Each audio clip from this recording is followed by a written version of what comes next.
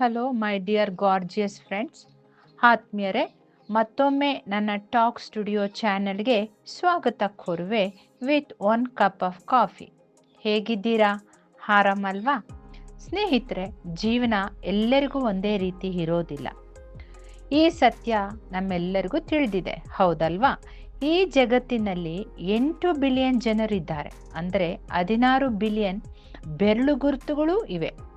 ಆಶ್ಚರ್ಯ ಏನಂದ್ರೆ, ಈ 16 ಬಿಲಿಯನ್ ಬೆರಳು ಗುರುತುಗಳಲ್ಲಿ ಒಂದು ಇನ್ನೊಬ್ಬರಿಗೆ ಹೋಲಿಕೆ ಆಗೋದಿಲ್ಲ, ಅಂದರೆ ಮ್ಯಾಚ್ ಆಗೋದಿಲ್ಲ. ಎಂಥ ಅದ್ಭುತ ಸೃಷ್ಟಿ ದೇವರದು ಅಲ್ವಾ ಸ್ನೇಹಿತರೆ? ಹಾಗಿದ್ದ ಮೇಲೆ ಜೀವನವು ಎಲ್ಲರಿಗೂ ಒಂದೇ ರೀತಿ ಇರೋದಿಲ್ಲ ಕೂಡ.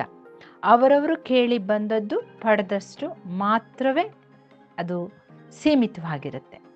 ಕೆಲವರು ಫುಲ್ ಪೌಂಡ್ ಬ್ರೆಡ್ ಕೇಳಿರ್ತಾರೆ, ಕೆಲವರಿಗೆ ಅರ್ಧ ಪೌಂಡ್ ಇರ್ಬೋದು, ಕೆಲವರಿಗೆ 2 ಸ್ಲೈಸ್ ಇರ್ಬೋದು, ಕೆಲವರಿಗೆ ಬರೀ ಹಾಫ್ ಪೀಸ್ ಇರ್ಬೋದು.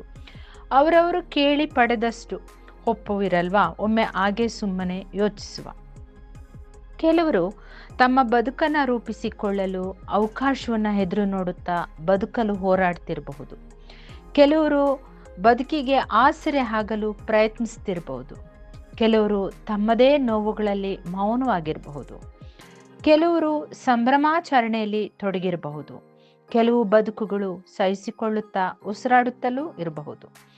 ಕೆಲವರು ಸೋಮಾರಿತನ, ಆಯಾಸಗಳಲ್ಲಿ ಜೀವನ ಹೇಗಿರುತ್ತೆ ಎಂಬ ಆಲೋಚನೆಯಲ್ಲಿ ತಮ್ಮನ್ನು ತಾವು ಎಲ್ಲದರಿಂದಲೂ ದೂರಾಗಿ ಮೌನವಾಗಿ ತಮ್ಮದೇ ಆದ ಕಂಫರ್ಟ್ ಝೋನಲ್ಲಿ ಬದುಕ್ತಿರಬಹುದು. ಕೆಲವರು ತುಂಬ ನೊಂದು ಜೀವಿತವನ್ನು ಒಂದು ಹದಕ್ಕೆ ತಂದು ಸಮಾಧಾನಕ್ಕಾಗಿ, ಶಾಂತಿಗಾಗಿ ಪರಿತಪಿಸುತ್ತಲೂ ಇರಬಹುದು. ಸ್ನೇಹಿತರೆ, ನಮ್ಮ ಸುಂದರ ಬದುಕಿನ ಸವಲತ್ತುಗಳಿಂದ ನಾವು ಯಾರನ್ನು ಅಳೆಯಬಾರದು. ನಾವು ಎಂದಿಗೂ ನಡೆದಿಲ್ಲದ ಸಮಯ ಮತ್ತು ಆ ಸಮಯದ ರೇಖೆಗಳನ್ನು ನಾವು ನಿರ್ಣಯಿಸಲಿಕ್ಕೆ ಆಗೋದಿಲ್ಲ.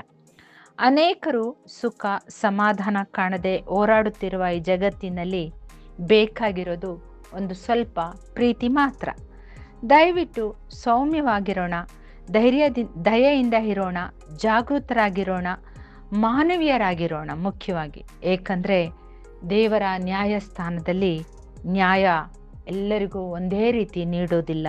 ಸ್ನೇಹಿತರೆ, ಪ್ರತಿಯೊಬ್ಬ ವ್ಯಕ್ತಿಯು ಏನನ್ನೋ ಹೊತ್ತಿದ್ದಾನೆ ಎಂಬುದನ್ನು ಪ್ರತಿಯೊಬ್ಬರೂ ಅರ್ಥ ಮಾಡಿಕೊಳ್ಬೇಕಾಗಿದೆ.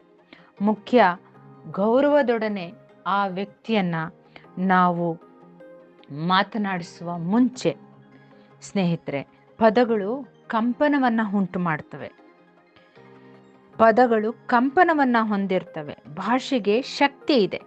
ಸರಿಯಾದ ಪದಗಳು ಮನಸ್ಸನ್ನು ಅನ್ಲಾಕ್ ಮಾಡುವ ಶಕ್ತಿಯನ್ನು ಹೊಂದಿರುತ್ತೆ. ಹಾಗಾಗಿ ಆ ಪದಗಳು, ಅಂದರೆ ನಾವು ಮಾತನಾಡುವ ಮಾತು, ಎದುರಿರುವ ವ್ಯಕ್ತಿಯ ಮನಸ್ಸಿನಲ್ಲಿರುವ ಕಥೆಯನ್ನು ಪುನಃ ಆಗಿರಬೇಕು.